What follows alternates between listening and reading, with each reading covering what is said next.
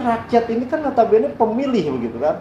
Dan rakyat ini pasti punya suara-suara. Nah, pemilih Golkar ini apakah sudah sesuai pemilih Golkar ini dengan suara yang diaspirasikan oleh Golkar? Kira-kira sejalan nggak nanti itu? Suara Syarat terbentuknya suatu negara itu adalah partai politik. Ente nggak pakai ini BSNPG, insya Allah ente ke laut. Waduh. Jadi Siapapun calon presidennya, siapapun anggota legislatifnya, saya pilih Golkar.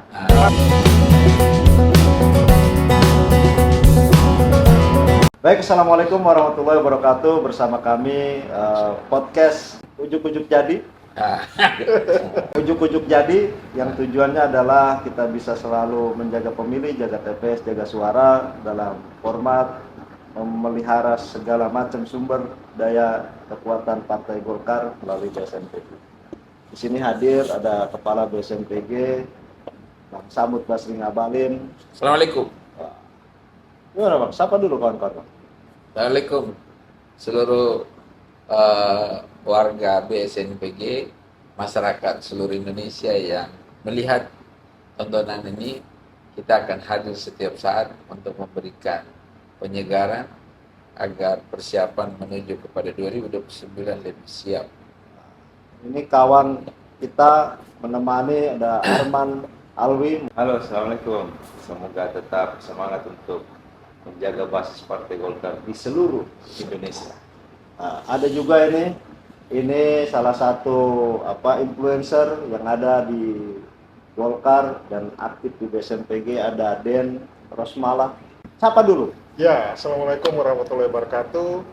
Melalui podcast ini, kita berharap sesuai dengan visi dari Badan Saksi Nasional Partai Golkar, kita juga bisa menyaksikan kerja-kerja politik taktis yang dilakukan oleh BSNPG selama ini. Bersama saya Sanusi, podcast Ujuk-Ujuk Jadi, jaga pemilih, jaga TPS, jaga suara. Pokoknya apapun yang kita bicarakan hari ini jadi. Ujuk-ujuk jadi. Jadi Bang begini Bang, ada yang menarik ini Bang Samud. BSN berdiri kemudian punya visi yang awal itu jaga pemilih. Kenapa sih harus pemilih dijagain begitu? Kan pemilih sudah punya teritori sendiri, alam pikiran sendiri. Kenapa harus dijaga begitu Bang? Ya, ini kan bagian dari renungan panjang, terus pengalaman yang kita sudah lakukan, kita turun ke bawah, kita melihat secara langsung di tengah-tengah masyarakat, dan kita mengenali pemilih itu secara dekat. Artinya bahwa pelayanan yang kita berikan ini belum maksimal. Dari dua pengalaman yang kita datangi, yaitu Pilkada 2020 dan pemilihan 2024, itu adalah dua pengalaman yang luar biasa bagi BSNPG, dan kita mendatangi para pemilih itu dan kita melihat secara langsung apa pemilih itu telah menjatuhkan pilihannya kepada Partai Golkar. Dia telah mendedikasikan apa harapannya kepada Partai Golkar. Nah, oleh karena itu tugas kita sebagai BSNPG ini harus mengingatkan seluruh keluarga besar Partai Golkar agar mari kita datang ke pusat-pusat pemilihan Partai Golkar, yaitu TPS dari Sabang sampai Merauke, dan kita harus ingatkan bahwa mereka inilah yang berbuat sehingga Partai Golkar itu tetap eksis sampai dengan hari ini. 27 tahun reformasi itu telah berlalu. Tapi mungkin begini, jaga pemilih ini kan kita ada DPD di sini yang dekat langsung di bawah struktur yang ada di kabupaten kota, di Kota Batu misalnya. Ini kan pemilih ini ada yang tinggal di bukit-bukit, ada yang di laut, ada yang segala macam. Dan menurut Den, pemilih ini kenapa sih perlu dijaga? Ini kan mereka memang sudah siklus begitu, kalau ada pemilih dia jadi DPT daftar pemilih tetap, ini nanti datang ke TPS. Kenapa sih repot-repot begitu BSN jagain pemilih begitu? Ya, kalau menurut saya inilah yang akan membedakan Partai Golkar dengan partai-partai lain atau calon-calon dari Golkar dibandingkan dengan calon-calon dari partai lain. Selama ini pemilih itu hanya dibutuhkan keberadaannya di dalam TPS, memilih. Tetapi kita tidak pernah menanyakan kenapa dia mau memilih kita. Apa yang menjadi kemauannya, apa yang menjadi harapannya. Inilah yang terputus antara pemilih dengan yang dipilih selama ini. Sehingga kalau dalam pemilihan legislatif, setelah pemilihan legislatif selesai, anggota legislatifnya terpilih, masyarakat tidak mau tahu lagi dia selama ini kerja apa. Kabur. Datang ketika reses, bagi-bagi duit reses. Tetapi tidak ada hubungan emosional yang terbangun antara yang dipilih dengan yang memilih. Nah, makanya kita jaga pemilih di struktur awal visi kita ini, jaga pemilih itu ditaruh di depan karena memang kita ingin memastikan pemilih ini terjaga, begitu. Iya, betul.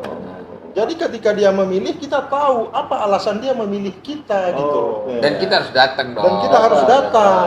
Gitu, Samperin. Tapi Bang Arman begini, ini kan ada Ketua Umum Golkar, Bahlil Lahadalia ini selalu bilang suara rakyat, suara Golkar. Nah, ini rakyat ini kan notabene pemilih begitu kan. Dan rakyat ini pasti punya suara-suara. Nah, pemilih Golkar ini apakah sudah sesuai pemilih Golkar ini dengan suara yang diaspirasikan oleh Golkar? Kira-kira sejalan nggak nanti itu? Suara jadi izin Bang Uci, jargon baru Partai Golkar yang dilontarkan oleh Ketua Umum DPP Partai Golkar ini, sejatinya Ketua Umum merasakan dan mengetahui bahwa kita ini yang ada pada posisi elit struktural Partai Golkar hingga terpilih jadi anggota DPR adalah mandatori dari rakyat. Makanya kenapa Bang Ketum ini dia balik itu jargon.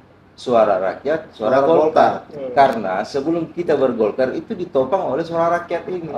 Karena Ketua Umum merasakan langsung. Ketua Umum ini merasakan dinamika itu mulai dari bawah, berangkatnya dari bawah. Nah, kita bicara begini, ini lepas kita sebagai orang BSN yang ngurusin jaga pemilih, jaga TPS, jaga suara, kan prinsipnya siapapun warga negara Indonesia yang terdaftar sebagai DPT, sudah usia 17, sudah menikah, ini kan sebagai pemilih ini. Kita ini kan sebelum menjadi anggota DPR, kita tetap milih. Kira-kira perspektif kita sendiri nih Pak Samit, saat kita jadi pemilih, harapan kita apa sih kira-kira? Nah, ini kan juga harus kita bayangkan, oh ternyata pemilih yang lain juga punya harapan yang sama kita begitu, sehingga harus dijaga begitu Pak. Iyalah. Bagaimana orang udah memilih Partai Golkar, terus hari ini kan kita berharap setiap orang yang dipilih di TPS seyogyanya kita harus kembali dan mengenal orang-orang itu. Jadi jangan kita beli putus, bos. Jadi dia punya visi, punya misi mengemban amanah yang memilih dia. Jadi ada kesinambungan. Begitu juga dengan Kang Uci. Kang Uci ini kan punya pengalaman yang luar biasa. Mantan ketua KPU yang sudah mengelola pelaksanaan secara teknis pemilu itu secara teknis. Nah, pengalaman itu juga harus dibagi dong. Iya, memang begini, kadang juga kita kerja DPT disusun segala macam menjadi target pemilih. Kadang kita DPT itu cuma nganggur aja tuh Bang Samut.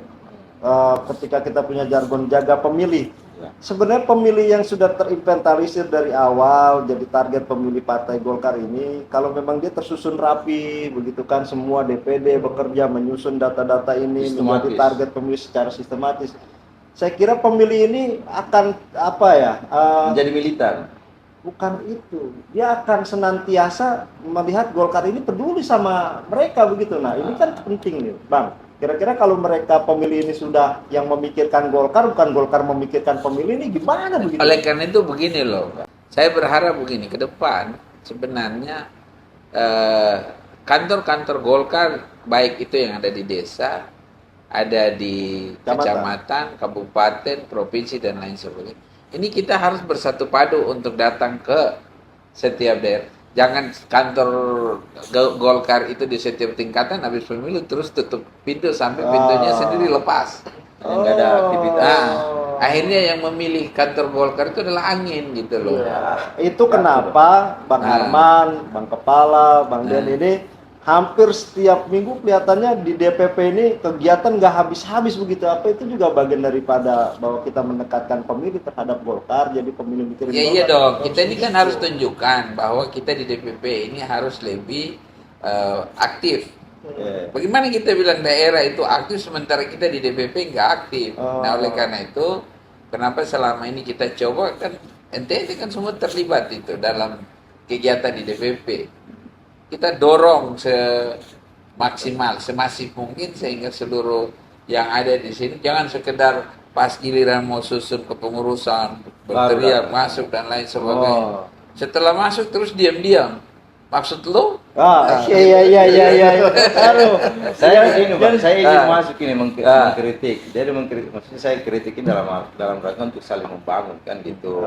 Bahwa teman-teman pengurus atau anggota DPR ini, Apapun pengurusnya apapun semua tingkatan lah, harus memahami secara utuh bahwa syarat terbentuknya suatu negara itu adalah partai politik. Maka sebenarnya sekretariat atau sentral komunikasi yang sudah dibangun oleh DPP sampai tingkat desa itu harus ada aktivitas setiap hari. Apa untuk memikirkan daerah di tingkat desa, kelurahan, kecamatan, kabupaten kota, provinsi dan nasional. Nah, bukan karena kalian sudah punya aktivitas lain merasa bahwa itu hasil karya saya sendiri. Enggak, bos. Karena partailah yang memikirkan kalian semua ini sehingga bisa duduk jadi bupati, di wali setiap kota. tingkatan. Di setiap tingkatan. Ada kesinambungan. Ada kesinambungan. Partai bukan hanya jadi kendaraan. Bukan, bos. Di negara-negara maju, pengurus DPP itu atau pengurus partai DPD di semua tingkat itu lebih ditakutin daripada anggota DPR RI-nya karena mereka paham bahwa instrumen adalah partai politik ini. Owner. Pemilik, bos. Pemilik adalah pengurus partai. Tapi begini, ada kritik itu bagus ya, tapi kan begini juga. Tadi kita balik ke visi bahwa jaga pemilih begitu kan. Nah, ini kan kadang kita sudah duduk jadi pengurus, sudah duduk dari jadi anggota DPR apalagi sebagainya. Kita lupa kalau kita ini pemilih. Nah, Itu kan all India. Kan all in, Bang, tapi maksudnya begini. Bagaimana caranya kita menyadarkan juga pemilih yang lain punya visi yang sama terhadap kita, jaga itu seluruh pemilih biar nggak kemana-mana begitu. Ya itu yang Anda bilang kan dalam struktur kepengurusan kita di BSNPG ini ke depan. Kita harus berpikir. Nah ini kan kita nggak bisa ini buka program-program yang lebih kreatif, inovatif, yang kita akan munculkan ini. Saya pastikan bahwa ke depan semua yang ingin terlibat dalam menyongsong posisi-posisi strategis politik, baik itu di DPRD kabupaten, kota, provinsi dan pusat sampai kepada eksekutif, mereka akan memanfaatkan BSNPG ini. Oleh karena itu, kita BSNPG ini harus berpikir itu. Nah, hari ini orang mungkin skeptis dengan cara melihat BSNPG ini cuma asbun, asal bunyi. Asbun. Tidak apa-apa. Okay. Yang paling penting iman kita tak tergoda. Siap. Kita harus istiqomah, kita harus kreatif, kita harus inovatif. Untuk satu saat nantinya kita akan meyakinkan kepada seluruh stakeholder dan simpatisan Partai Golkar bahwa ente nggak pakai ini BSNPG, insya Allah ente ke laut. Waduh. Jadi begini, Bang. Tapi memang begini, Bang. Justru sebenarnya gini mengenai itu. Kalau saya sih memang optimis bahwa kita bisa melakukan hal itu. Bagaimana supaya para pemilih ini merasa bahwa saya ini bagian dari Partai Golkar, bagian dari orang yang saya pilih. Nah, mungkin banyak orang yang disampaikan Bang Samu tadi, banyak orang yang skeptis, tetapi mungkin hari ini masih banyak saksi hidup. Coba lihat para kader-kader Golkar yang sudah tua-tua itu. Siapapun calon presidennya, siapapun anggota legislatifnya, saya pilih Golkar. Artinya apa? Dia merasa Golkar itu menjadi bagian daripada dirinya. Karena pada saat itu memang hubungan antara partai politik dengan pemilih betul-betul terjalin hubungan secara emosional. Makanya yang paling penting kita cerita-ceritain yang kita buka rahasia kita. Kalau kita buka strategis kita dan lain sebagainya, bisa di copy paste. Tapi karena memang mulai di copy paste sama beberapa partai. Ini Bung Arman. Tapi ini kan pendapat ini saya kira juga nggak bisa kita pukul rata begitu. Tapi mungkin Bang Arman ada pemikiran sendiri ini. Pas skeptis ini kan dari tadi optimis terus ini. Ya, jadi saya mau bilang begini. Saya ini kan baru Golkar. Yang ya. optimis itu BSN, Ya. yang skeptis itu dari lain. Oh, gitu ya, maksudnya. gitu loh. Intinya begitu, Itu Pak. toh? Saya mau menyampaikannya bahwa saya udah hampir Saya udah bisa membaca pemikirannya. Iya. 10 tahun di Partai Golkar dan kebetulan dikasih sama Bang Sandi juga untuk mengikuti dinamika perkembangan. Saya ditawari beberapa ormas untuk aktif, tapi saya lebih memilih ke Badan Saksi Nasional karena saya punya keyakinan bahwa kelak ke depan organisasi atau badan yang didirikan Partai Golkar ini akan yang punya transformasi adalah BSNPG. Kasih tahu dong, barang ini juga pernah ini jadi pengurus DPP. Saya ini pemenangan pemilu. Hari ini saya nggak masuk lagi. Kenapa saya lebih memilih untuk di badan BSN? Karena saya sudah mengetahui gagasan besarnya. Oh siap. Bahwa Tapi jangan diungkap dulu. Ya. Gitu kan. Nah jadi begini Pak, Ya. ini ada yang menarik Bang Samud dari beberapa obrolan kita beberapa ini soal BSNPG, TPS yang memang dekat dengan pemilih, bahwa BSNPG, TPS ini adalah bagian dari pemilih yang harus dijaga. Ini ada kalimat yang kemarin menggelitik. Hari ini memang kelihatannya nggak penting, tapi besok siapapun orangnya saat dia punya hak pilih di TPS, maka dia otomatis jadi BSNPG TPS. Sekalipun itu ketua umum DPP Partai Golkar dan jajaran yang diadakan. Seluruh kader. Gitu. Coba bisa dijelaskan begitu. Kok bisa punya pemikiran gitu? Jangan, kalau ini kita nggak bisa bicara terbuka. Kalau kita bicara buka, ini BSNPG lain bisa copy paste. Oh iya. Itu rahasia perusahaan. Jadi kita cerita ini yang umum. Tapi yang paling penting gini, yang kita mau sampaikan kepada seluruh masyarakat Indonesia, jangan jauh-jauh dari Golkar. Merapatlah ke Golkar karena sentuhan-sentuhan kemanusiaan, sentuhan kesejahteraan, sentuhan apapun yang akan kita lakukan melalui BSNPG, kita akan meminta restu kepada ketua umum dan ketua umum harus terlibat dalam seluruh strategi yang kita bangun di BSNPG. Untuk kita merealisasikan. Makanya tadi ada bahasa begitu kan? Ya, kita merealisasikan dua yang selama ini menjadi isi pidato ketua umum. Yang pertama, menjaga pemerintahan Prabowo Gibran sampai dengan akhir periodisasi. Yang kedua, cita-cita ketua umum adalah bagaimana menambah suara jumlah kursi di setiap tingkatan.